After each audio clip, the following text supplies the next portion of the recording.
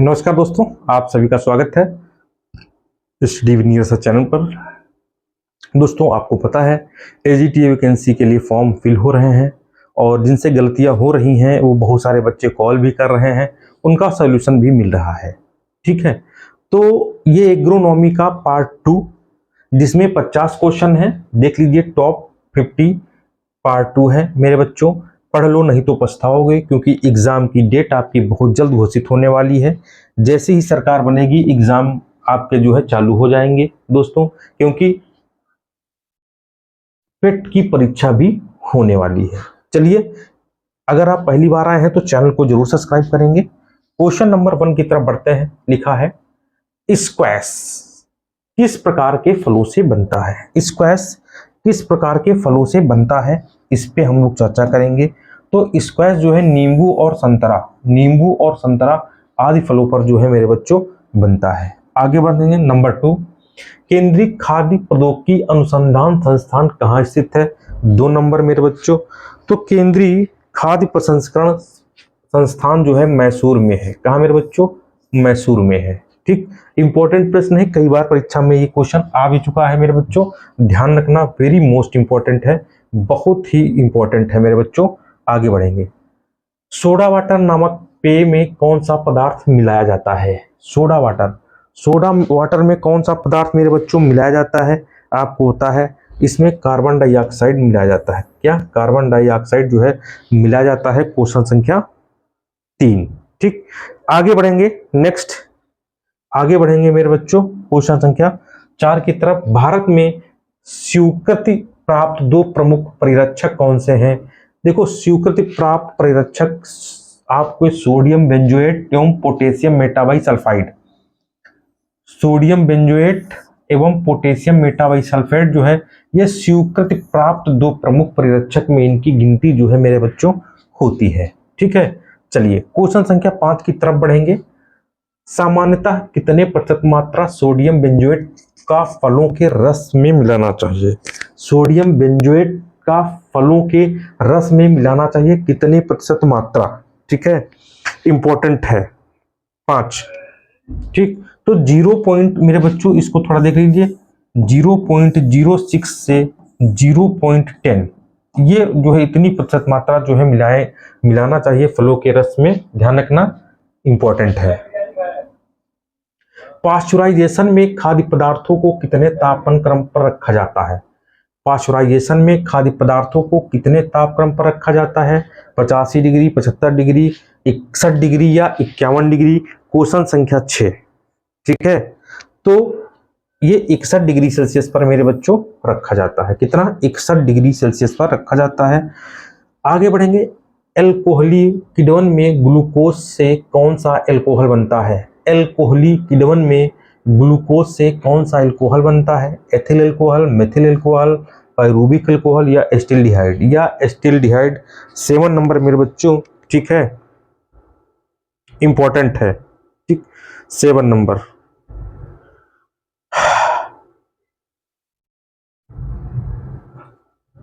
तो ये ethyl alcohol बनता है। चलिए 8 नंबर की तरफ बढ़ेंगे हम। और लिखा है लैक्टिक अम्ल किण्वन कैसी अभिक्रियाएं हैं?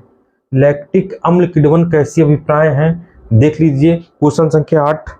ठीक है, वेरी मोस्ट इंपॉर्टेंट है। आक्सीकी है, अनाक्सीकी है, आक्सी अनाक्सी दोनों है। उपरोक्त में से जो है मेरे बच्चों कोई नहीं है, उपरोक्त में से कोई नहीं है। तो ऑक्सी अनॉक्सी ये दोनों है। ऑक्सी अनॉक्सी मेरे बच्चों ये दोनों हैं। आगे बढ़ेंगे। क्वेश्चन संख्या 9। किण्वन की क्रिया को किस उपकरण द्वारा प्रदर्शित करते हैं? किण्वन की क्रिया को किस उपकरण द्वारा मेरे बच्चों प्रदर्शित किया जाता है? तो क्रून्स नली के द्वारा प्रदर्शित किया जाता है। किसके द्वारा? क्रून्स नली के द्वारा प्रदर्शित किया जाता है। लिखा है डिप्लाज्मोलाइसिस का एक उदाहरण आपको बताना है। डिप्लाज्मोलाइसिस का एक उदाहरण बताना है मेरे बच्चों। ठीक है, ध्यान रखना, इंपॉर्टेंट है। ठीक, तो अंगूर का चीनी के घोल में सिकुड़ना या डिप्लाज्मोलाइसिस का एक जो है उदाहरण है। ठीक, आगे बढ़ेंगे। बहुत बढ़िया मेरे बच्चों क्वेश्चन है। सेब, अब सेब में क्या पाया जाता है? सेब में मैलिक अम्ल पाया जाता है। तो डी का एक सही है। अब यहाँ देखो डी के दोनों एक हैं। ठीक, इसका मतलब ये नहीं होगा। अब इन्हीं दोनों सी और डी में ही जो है मेरे बच्चों होगा। ठीक है, अब है सिरका खट्टा दूध, ठीक है, एक है सिरका अचार, एक है सोडा वाटर, अन्य। अगर हम मेरे बच्चों बात करें खट्टा दूध, तो खट्टा दूध की अगर बात करें तो होगा लैक्टिक एसिड। दूध की जहां पे हम बात करेंगे, ठीक है, दूध की, तो वहां पर क्या हो जाएगा, लैक्टिक अम्ल हो जाएगा। क्या हो जाएगा मेरे बच्चों, वहां पर आपका लैक्टिक अम्ल हो जाएगा। ठीक है, तो इस प्रकार इसका सी वाला आंसर सही है। खट्टे दूध का नंबर 4 मिलेगा, फिर इसका 3 मिलेगा एसिटिक अम्ल, और सोडा वाटर का कार्बोनिक अम्ल। ठीक, ये आपका ये वाला जो है, ये आपका मेरे बच्चों सी नंबर सही है। ठीक, आगे बढ़ेंगे। शक्कर के किण्वन से क्या बनता है? शक्कर के किण्वन से क्या बनता है? Ethyl alcohol, methyl alcohol, acetic acid या क्लोरोफिल। क्लोरोफिल तो आप समझ लीजिए जो है कतई नहीं बनेगा। ठीक है, और इथाइल अल्कोहल बनेगा। क्या? इथाइल अल्कोहल बनेगा। शक्कर के किण्वन से इथाइल अल्कोहल बनेगा। आगे बढ़ेंगे।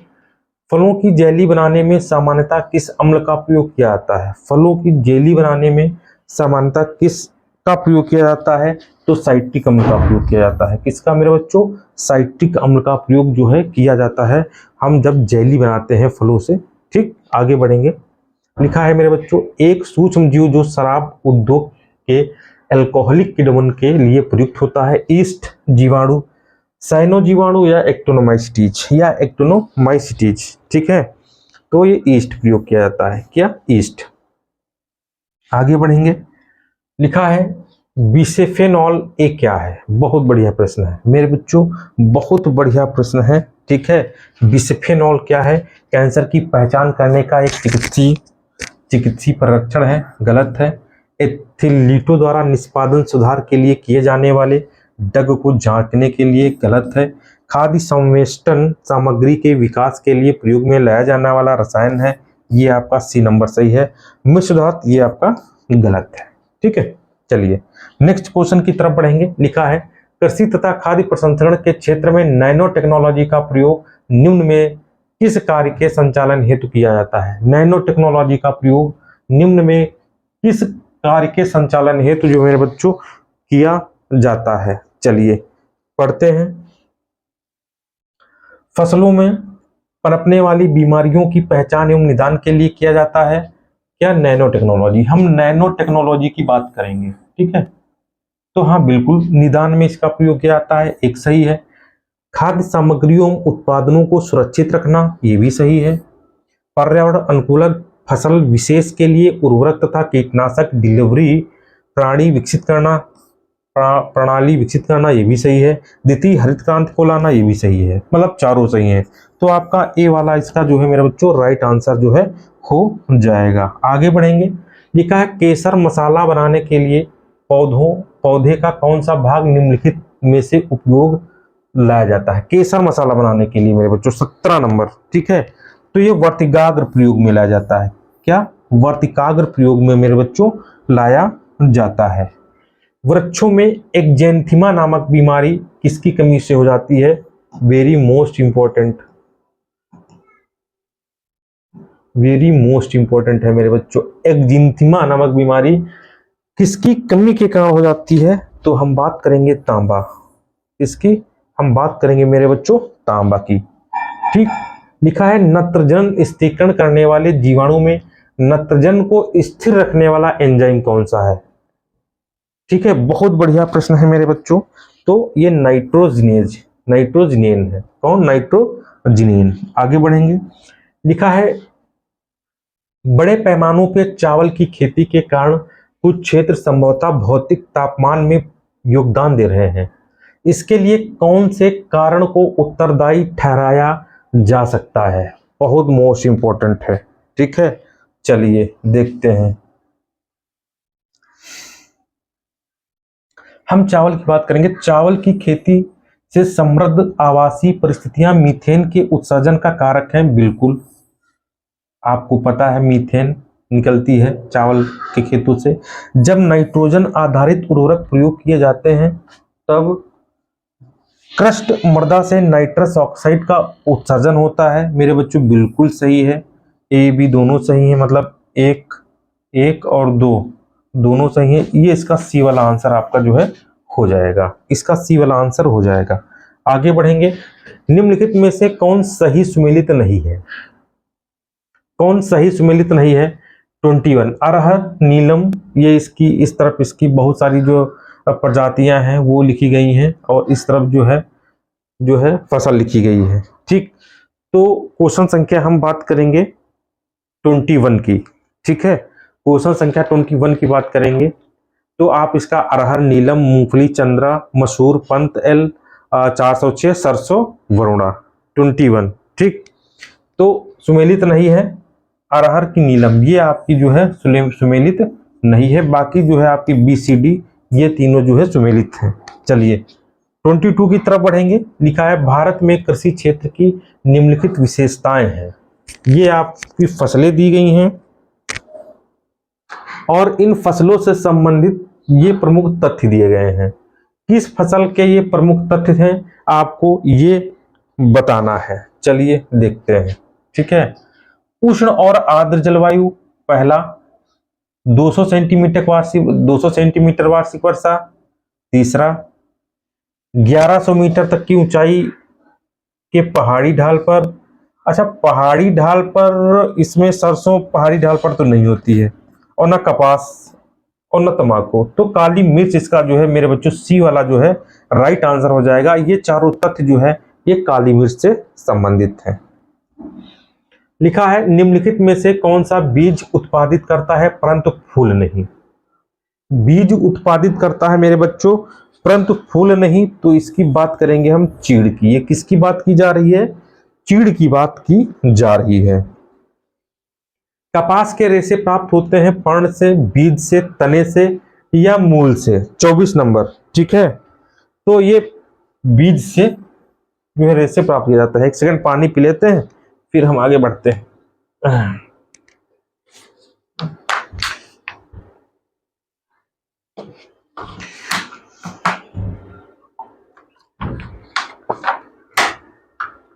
चलिए नेक्स्ट क्वेश्चन की तरफ बढ़ते हैं। लिखा है 12वीं पंचवर्षीय योजना के अनुसार निम्नलिखित में से कौन सी फसल राष्ट्रीय खाद्य सुरक्षा मिशन से आच्छादित नहीं थी?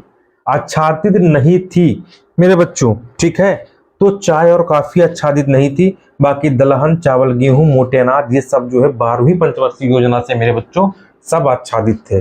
26 नंबर, गंगा के निचले मैदानों की यह विशेषता है कि यहाँ वर्ष भर जलवायु उच्च तापमान के साथ आर्द्र बनी रहती है। ठीक, इस क्षेत्र के लिए निम्नलिखित फसलों के युग्मों में से कौन सा युग्म सबसे उपयुक्त है? ठीक है, हम गंगा के निचले मैदानों की बात कर रहे हैं। ठीक है, मतलब ये गंगा है तो निचले मैदानों की जो है हम बात कर रहे हैं मेरे बच्चों। ठीक है, तो ताप के साथ आर्द्रता बनी रहती है। इस क्षेत्र के लिए निम्नलिखित फसलों के युग्मों में से कौन सा युग्म सबसे उपयुक्त है? धान, कपास, गेहूं, जूट, धान और जूट, गेहूं और कपास। 26 नंबर की बात हम कर रहे हैं मेरे बच्चों। तो धान और जूट के लिए ये सारी संभावनाएं जो है मेरे बच्चों इसमें दी गई हैं। चलिए आगे बढ़ेंगे। निम्नलिखित विशेषताएं भारत के एक राज्य की विशिष्टताएं हैं। ठीक है, ये राज्य हैं और कौन सी ये इसकी विशेषताएं हैं। 27 नंबर, इसकी भी जो हम बात करेंगे। ठीक, उनका उत्तरी भाग शुष्क एवं अर्धशुष्क होता है, उसके मध्य भाग में कपास का उत्पादन होता है, और उस राज्य में खाद्य फसलों की तुलना में नगदी फसलों की खेती होती है। ये सारी बातें की जाती हैं मेरे बच्चों गुजरात के विषय में। ठीक है, तो 27 का मेरे बच्चों जो है बी सही है। ठीक, आगे बढ़ते हैं। लिखा है निम्नलिखित में से किस फसल में उत्तर प्रदेश भारत का सबसे बड़ा उत्पादक नहीं है? हम उत्पादक की बात कर रहे हैं। क्वेश्चन संख्या दोस्तों हम 28 की तरफ बढ़ेंगे। इसके पहले 27 क्वेश्चन हो चुके हैं। ठीक है, 27 क्वेश्चन हो चुके हैं। 28 नंबर पे हम आएंगे। निम्नलिखित में से किस फसल में उत्तर प्रदेश भारत का सबसे बड़ा उत्पादक नहीं है? ठीक है, तो सबसे बड़ा उत्पादक नहीं है मेरे बच्चों ये बी, इसका आंसर है चावल। 29 नंबर की तरफ बढ़ेंगे। निम्नलिखित में से मेरे बच्चों, इसको हम पहले इरेज करते हैं। निम्नलिखित में से, ठीक है, कौन फसलें जायद में मुख्यतः सिंचित क्षेत्रों में उगाई जाती हैं? जायद में मुख्यतः सिंचित फसलें उगाई जाती हैं मेरे बच्चों, ध्यान रखना बहुत इंपॉर्टेंट है ये, ठीक है। निम्नलिखित में कौन फसलें जायद में मुख्यतः सिंचित क्षेत्रों में उगाई जाती हैं? ठीक, जायद में मुख्यतः सिंचित क्षेत्रों में उगाई जाती है अरहर, चना, मूंग, उड़द और चावल, मिलेट, मक्का, मूंगफली, ठीक है। तो मूंग और उड़द की यहाँ पर जो है बात हम करेंगे, मूंग और उड़द की, ठीक। आगे बढ़ेंगे, नेक्स्ट क्वेश्चन लिखा है भारत में निम्नलिखित फसलों पर विचार कीजिए। मूंगफली, तिल, बाजरा मुख्यतः वर्षा आधारित फसलें हैं, मुख्यतः वर्षा आधारित मेरे बच्चों जो है फसलें हैं, ठीक है।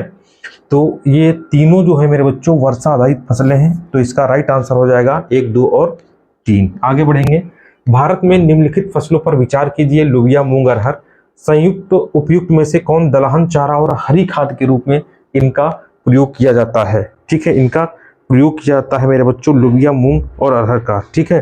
तो केवल मेरे बच्चों लोबिया और मूंग का प्रयोग किया जाता है, 1 और 2, ठीक, इंपॉर्टेंट है। आगे बढ़ेंगे, नेक्स्ट प्रश्न, मूंगफली निम्नलिखित में कहाँ प्रमुख फसल है? मूंगफली मेरे बच्चों निम्नलिखित में से कहाँ की प्रमुख फसल है? तो हम बात करेंगे गैम्बिया की जो है मूंगफली जो है प्रमुख फसल है, ठीक।